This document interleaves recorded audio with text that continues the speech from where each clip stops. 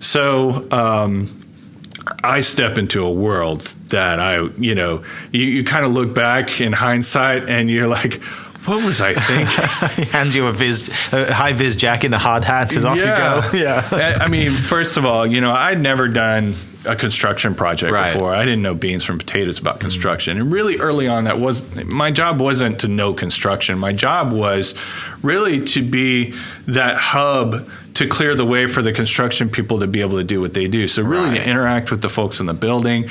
We had an oversight committee, so I was working with the oversight committee to make sure that they're communicated with, that they know what's going on, and to make sure that we're moving the project along. And then I'm handling a lot of the logistics inside of the building. Just if we need people to move from this office to this office or move to clear out a whole wing. And I'm working with the media a lot and keeping the media informed about what we're doing. And we start doing YouTube videos to keep people informed. We form a website, we get a logo, we do the whole 9 yards, because it was really important to me that with this much money being spent and it being the people's house, that the people understand what's going on. And I didn't want this to be a project that was done in secrecy, something that, because there was a lot of misconceptions about the project early on. People thought it was just going to be a remodeling project. That we're going to go in and we're going to make legislators' offices nicer and that kind of thing. But at the heart of it, it's an infrastructure project. I mean, everything in that building was failing, from the electrical system to the plumbing to the roof to the windows. This was really about making the building viable and useful for another 100 years.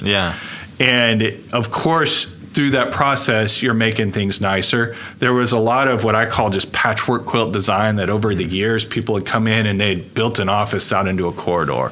Or they needed a new door, so they put on a door that didn't match any of the other doors, to the point you had 30, 40, 50 different kinds of doors through the building, all different eras of design. You'd walk into one office area and it looked like 1972, another looked like 1992. And so when you're talking about the state capitol, you want to bring it all together into a consistent design. Of course, you want modern plumbing, modern electrical.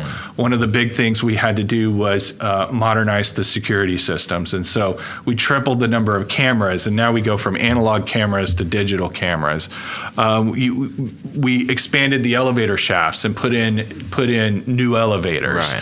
We put in everything from 80% of the building wasn't fire sprinkled before. And so we had to modernize that. A lot of the building wasn't ADA compliant. So we had to go through and do all of that work. So we're talking about making improvements. And then you're also talking about, how does the legislature and the building function? The Capitol is a unique building because it's three different things. Most buildings are one thing. The Capitol is seat of government. So people have to be able to come to the building, interact with their legislators. The legislature has to be able to do its job. It's also an office building. You have to be able to hook up to the internet. You have to have Wi-Fi. You have to have a nice environment for people to be able to do their work. But it's also a museum. It's an art museum. And before the project started, there's art pieces of priceless value all throughout the whole building. And so you have to design it in a way and fix it in a way that it serves all three of those functions well. And that was our goal and our job. And so we start out in 2014. We do all of our investigations. We knew early on that the project was not fully funded. We went to Kansas. We talked to them. Kansas had done 10 different bond issues and finally gotten to a $330 million project. But one of the things that they told us was, get your funding up front. That way you can plan it all up front and you can be efficient with how you utilize your resources. So they had construction companies that were kind of coming and going, design and redesign. And there's been a little bit of that in our capital project, but not near like they had. And they told us, if you get your funding up front, we could have saved $50 million in our project. So that was the message. We go back to the legislature in 2016. They passed another $125 million bond issue to get the project to full funding. And that was a game changer for us, because now we can execute the full vision, get the whole building where it needs to be. And so we systematically work our way through the building. We phase all of the construction work so that from February to May every year when the legislature's meeting, we don't interfere in those legislative spaces. But from June to January, we go hardcore in the legislative spaces. You know, whether it's offices, their conference rooms, their their lounges, their restrooms, whatever it is, because we have to get their work done to be able to turn it over to them in time for the next session in February. So that's how we phased the work. We initially looked at vacating the building, but our problem became, where do you hold the legislative session? And so, you know, do you spend $20 million of precious resources to go retrofit another building like the old Armory? Or do you have to rent?